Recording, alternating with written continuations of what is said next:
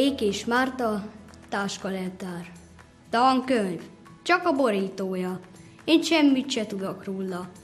Hova lett a tudomány? Engem nem bánt hiány. Egy tök üres tolltartó, pisztolytoknak volna jó. Tartógumik felszaggatva, engem ezért ne nyaggass ma. 73 szamárfül, 8 füzeten legbelül.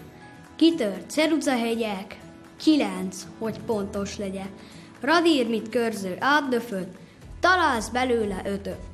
Szétkaratézott vonalzó, órán játszott torpedó, na meg 3 rágó ára.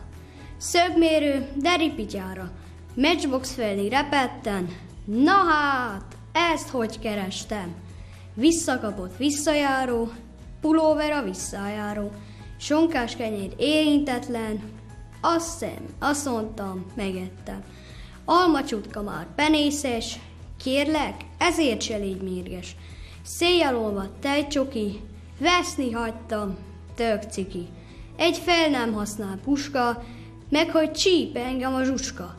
Egy ragasztó széjjel kenve, meg hogy nem volt leckém kedre, meg egy háttal kezdett mondat, meg hogy elmaradt a szombat.